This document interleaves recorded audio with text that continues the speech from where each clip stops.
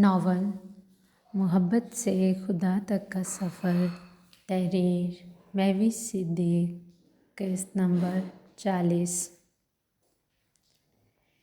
اس وقت تم پکا بھابھی سے کسی بات پر ناراض ہو، ہے نا؟ ناراض نہ ہوں تو کیا کروں یار، وہ کہتی ہیں ٹائیگر کبھی مل جائے تو اس کا ہاتھ پکڑ کر شکریہ ادا کروں گی۔ بالآخر اس نے اپنی ناراضگی کی وجہ بتا ہی دی۔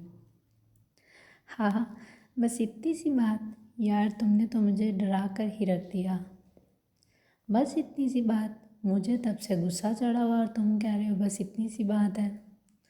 تو اور کیا کہوں، تم تو اچھی طرح جانتے ہو ٹائیگر کو، پکڑا دو بھابھی کو اس کا ہاتھ، کرنے دو ادا ان کا شکریہ۔ وہ جی بھر کر بدمزہ ہوا۔ آپ کے معاملے میں تو میں اپنی بچپن کی تصویر کو لے کر پوسیسیو ہو جاتا تھا۔ I'm so sorry زینب، میری وجہ سے آپ کو اتنا درد برداشت کرنا پڑا۔ اذلان کی نگاہ بے ساختہ زینب کے ماتھے پر لگی چوٹ کی طرف اٹھ گئی، جو بچپن میں پتھر سے ٹکرانے کی وجہ سے چہرے پر اپنا ایک ہلکا سا نشان چھوڑ چکی تھی۔ I love you Zainab, I really loves you۔ Azlan کے لبوں میں مسرور کن جنبش پیدا ہوئی تھی۔ نو۔ اذلان نے زینی کی نیند خراب ہونے کے خیال سے وہ فریم واپس لینا چاہا، مگر زینی کی مضبوط گرفت نے اسے اپنا ہاتھ واپس کھینچنے پر مجبور کر دیا۔ پہلے مجھے اس پنک ٹیڈی بیئر پر غصہ آتا تھا، لیکن اب لگتا ہے یہ میرے بچپن کی تصویر بھی اس لسٹ میں شامل ہو گئی ہے جن سے مجھے چڑ ہوتی ہے۔ اذلان، تم اس دنیا کے واحد شخص ہو گئے جو اپنے دیے گفٹس اور اپنے ہی بچپن کی تصویر سے جیلس ہو رہا ہے۔ زینب یار میں کیا کروں، میرا دل چاہتا آپ صرف مجھ سے باتیں کریں، صرف میرے بارے میں سوچیں، صرف مجھ سے محبت کریں، آپ کی ذات کا ہر پہلو صرف ایک شخصیت سے وابستہ ہو اور وہ صرف اذلان ہو۔ اذلان کی محبت کا انداز انوکھا تھا۔ رشتہ تو ہمارا بچپن سے ہی طے ہو گیا تھا، بس تقدیر میں ملنا اس طریقے سے لکھا گیا تھا۔ ایک دن آپ میرے لیے اس قدر لازم و ملزوم ہو جائیں گے، اس بات کا اندازہ تو مجھے خود بھی نہیں تھا۔ زینب اب تو میں اتنا شدت سے چاہنے لگا ہوں آپ کو کہ آپ کے بغیر جینے کے تصور سے ہی میری سانسیں تھمنے لگتی ہیں۔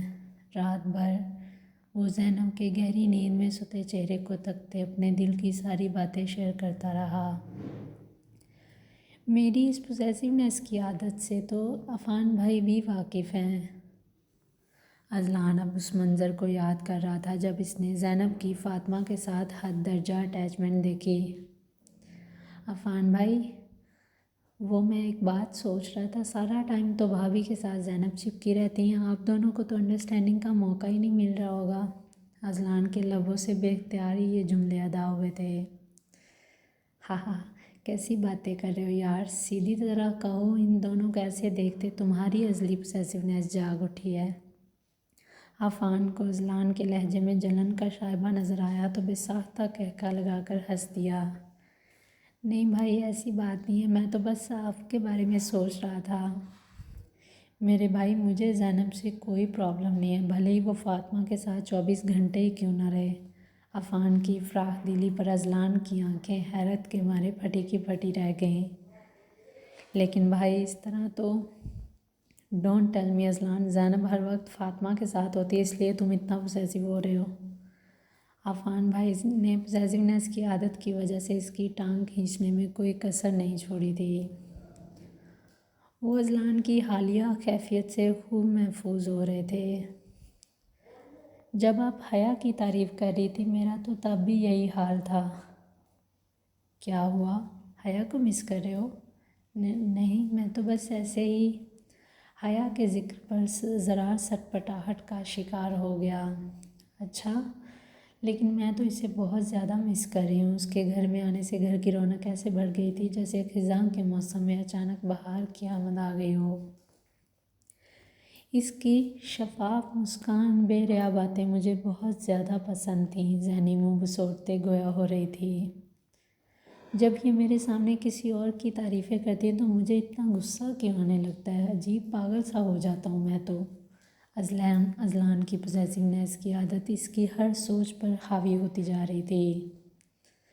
اذلان تو یہ سب اپنی پوزیسونیس کی عادت سے مجبور ہو کر کہہ رہا تھا، مگر زینی کو لگا وہ اس کے کردار پر انگلی اٹھا رہا ہے۔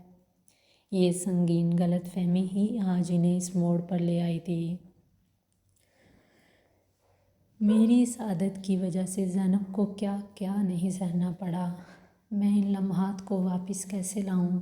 اذلان یہ سب سوچتے ہوئے باقاعدہ ہانپ رہا تھا۔ کاش آپ یہ سب سوچنے سے پہلے مجھ سے ایک بار ڈسکس کر لیتی، میں آپ کو وضاحت دے دیتا۔ بے بسی واضح نظر آ رہی تھی۔ ذہن کے پردے پر ایک اور منظر عکس بن کر چھانے لگا۔ فون کیوں نہیں ریسیو کر رہی آپ؟ چھٹی بار پھر سے ولید کا فون آتا دیکھ اذلان نرم لہجے میں زینی سے استفسار کرنے لگا۔ کیونکہ مجھے بات نہیں کرنی؟ زینی بنا سر اٹھائے اسپاٹ انداز میں گویا ہوئی۔ بات نہیں کرنی؟ لیکن کیوں؟ اذلان کو اچنبھا سا ہوا، کیونکہ وہ اچھے سے جانتا تھا زینی تو ولید سے بات کر کے ہمیشہ خوش ہو جایا کرتی تھی۔ اذلان کے کیوں جیسے الفاظ سنتے زینی کے چہرے پر کرب کی لہر نمایاں ہو گئی۔ اسے ایسا محسوس ہوا جیسے اذلان یہ سوال پوچھ کر اس کے زخموں پر نمک چھڑک رہا ہے۔ وہ ابھی تک یقین نہیں کر پا رہی تھی کہ اذلان اس کے اور ولید کے رشتے کو لے کر غلط فہمی کا شکار ہو چکا ہے۔ ہائے افسوس! کاش وہ کبھی یقین ہی نہ کرتی۔